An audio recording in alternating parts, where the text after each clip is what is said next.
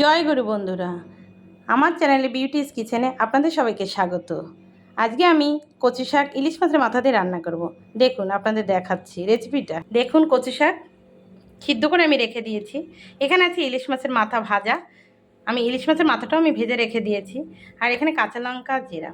আর এদিকে হচ্ছে ফোড়নে দেব আমি জিরে, তেজপাতা, শুকনো লঙ্কা। আমি এখানে কড়া বসিয়ে দিয়েছি। দেখুন কড়া গরম হয়ে গেছে। এবার আমি দিয়ে দেবো তেল। দিয়ে দিচ্ছি আমি তেল। আমার কড়া গরম হয়ে গেছে। দেখুন আমি তেল দিয়ে দিচ্ছি। কচু শাকে একটু তেলটা বেশিই খায়। এই তেলটা গরম হয়ে গেছে, দেখছেন তো? কড়াটা খুবই গরম হয়ে গেছিলো, যার জন্য তেলটাও গরম হয়ে গেছে। দেখুন আমার তেলটা কিন্তু গরম হয়ে গেছে, পুরো ধোঁয়া বেরিয়ে গেছে। এবার আমি দিয়ে দেবো তেজপাতা এবং শুকনো লঙ্কা ফোড়ন। দেখুন তেজপাতা শুকনো লঙ্কাটা ভাজা হয়ে গেছে। এবার দিয়েছি আমি জিরে। আমি একটু দিয়ে দেবো, নাড়াচাড়া দেবো।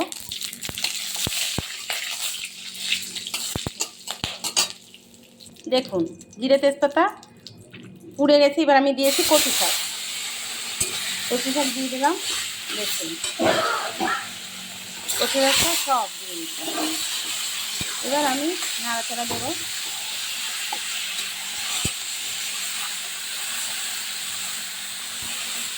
আমি এবার দিয়ে দেবো হলুদ গুঁড়ো, পরিমাণ মতো হলুদ গুঁড়ো দিয়ে দেবো।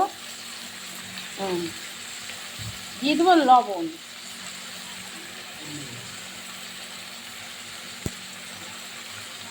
লবণ এবার আমি নেড়ে চেড়ে সুন্দর করে কচু শাকটা মাখাবো।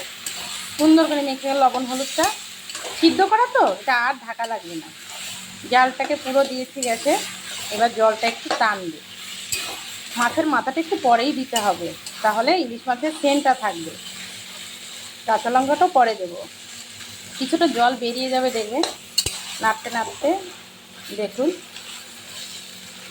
কচু শাকে সিদ্ধ করার পরেও আমি চিপতে নিয়েছি, জলটা আবার বেরিয়ে যাচ্ছে। দেখুন এদের ভিতরে জল বেরিয়ে যাচ্ছে। হ্যাঁ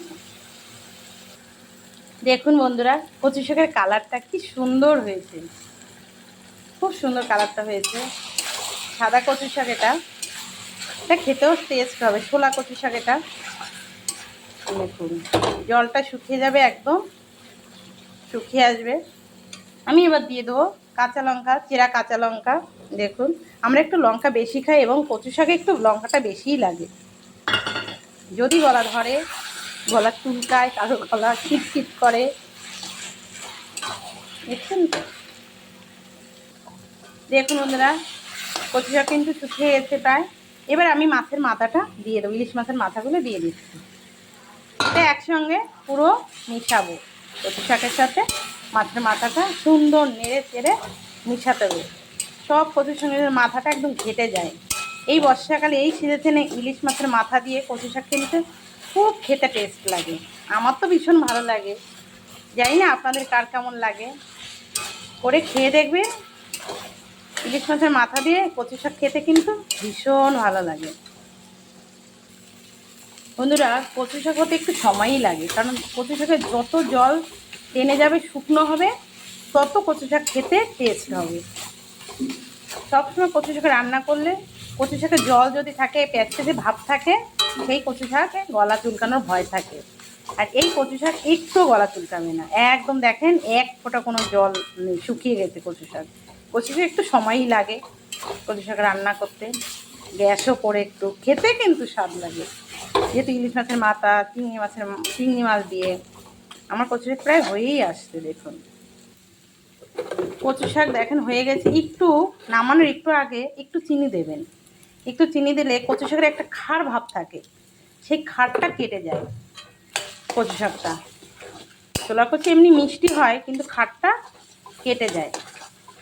চিনি দিয়েছি, এবার নাড়াচাড়া দিচ্ছি। আমি কচু শাক এবার নামিয়ে নেবো। কচু শাক হয়ে গেছে, দেখুন একদম শুকনো হয়ে গেছে। দেখুন বন্ধুরা আমার কচু শাকটা হয়ে গেছে। দেখুন কি সুন্দর হয়েছে, কালারটা একদম শুকনো, কোনো জল নেই কচু শাকে, একদম টেনে গেছে জলটা। দেখেছেন? খেতেও কিন্তু টেস্ট হবে। আপনারাও করে খাবেন, খেয়ে আমাকে বলবেন কেমন হয়েছে খেতে খেতে এবং কেমন লাগে। আমার রান্নাটা যদি আপনাদের ভালো লেগে থাকে, please please like share comment করতে ভুলবেন না। জয় গুরু।